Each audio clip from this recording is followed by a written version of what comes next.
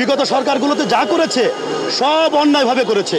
রাষ্ট্র ক্ষমতা থেকে শুরু করে যা কিছু করেছে তাদের ব্যক্তি স্বার্থ হাসিল করার জন্য। কিন্তু বর্তমান যে সরকারগুলো এসেছে তারা কিন্তু আমরা এই প্রাণ খুলে কথা বলতে পারছি, আমরা এখানে কিন্তু দাঁড়াতে পারিনি কখনো। আমার রেজিস্ট্রি অফিসে কর্মরত নকল নবিশ আজকে 23 দিন যাবত আমাদের এক দফা দাবি বাস্তবায়নের জন্য আমরা এই জাতীয় প্রেস ক্লাবে আমরা অবস্থান করছি। আমাদের এই প্রাণের দাবিটুকু, যেহেতু রাষ্ট্রের আমরা গুরুত্বপূর্ণ কাজ করি, আমাদের আপনাদের আমরা অস্থায়ী লোক হয়ে কিন্তু স্থায়ী রেকর্ড করছি। আপনাদের দলিলগুলো আমরা লিপিবদ্ধ করছি। কিন্তু বর্তমান বিগত আমলে যে ফ্যাসিবাদ সরকার ছিল তারা আমাদেরকে বারবার তারা মহান সংসদে আমাদেরকে জাতীয়করণ করার ঘোষণা দেওয়ার পরেও তারা কিন্তু আমাদের আজ পর্যন্ত জাতীয়করণ করেনি। কিন্তু বর্তমানে মানবতার সরকার আসিফ নজরুল স্যার সহ আমাদের যে ডক্টর নজরুল স্যার সহ এনারা এই বৈষম্য দূর করার যে প্রত্যয় নিয়ে এসেছেন, আমরা এই সরকারের সময় আছে 23 দিন যাবত এখানে অবস্থান করছি, কারণ এই সরকারের মাধ্যমে আমাদের দাবিটুকু আদায় হবে।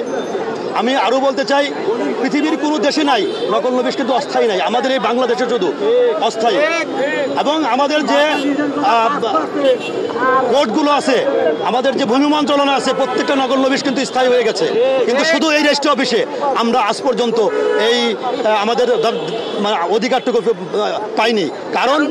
কারণ হচ্ছে আমাদের কিছু অসাধু আমাদের অফিসাররা আছে, অসাধু অফিসার বলতে সবাই না, কিছু অসাধু অফিসাররা আছে, তারা আমরা রাজস্ব খাতে যাই, তারা চায় না, তারাই আমাদের বড় প্রতিবন্ধকতা। এদের মধ্যে অনেক স্যাররা আছে, বর্তমানে বিআরএস আছে, রেজিস্ট্রেশন সার্ভিস অ্যাসোসিয়েশন, ওনারা কিন্তু আমাদের জন্য তাদের যে দাবিনামার ভিতরে আমাদের নাম লিখেছে। কিন্তু বিগত সরকারগুলোতে আমাদের কখনো তাদের দাবি না, ওনারাই আমাদের বড় প্রতিবন্ধকতা তৈরি করেছে। এখানে প্রশ্ন রয়েছে যে আপনাদের নিয়োগ করা হয়েছে চুক্তিভিত্তিক।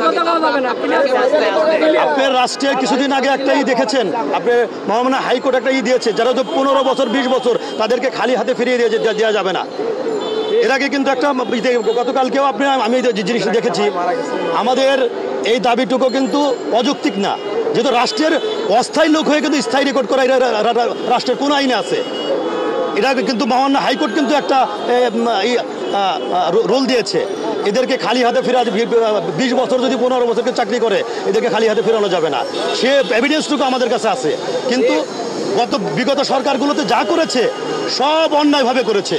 রাষ্ট্র ক্ষমতা থেকে শুরু করে যা কিছু করেছে তাদের ব্যক্তি স্বার্থ হাসিল করার জন্য। কিন্তু বর্তমান যে সরকারগুলো এসেছে তারা কিন্তু আমরা এই প্রাণ খুলে কথা বলতে পারছি, আমরা এখানে কিন্তু দাঁড়াতে পারিনি কখনো বিগত সরকারগুলো আমলতে। বর্তমানে আমরা 23 দিন যাবত এখানে অবস্থান করছি। আমাদের উপর মহল আমাদের আইন মন্ত্রণালয় থেকে শুরু করে প্রত্যেকটা মন্ত্রণালয় কিন্তু আমাদের এই বিষয়টা অবগত আছে, তারা আমাদের নিয়ে ভাবছে।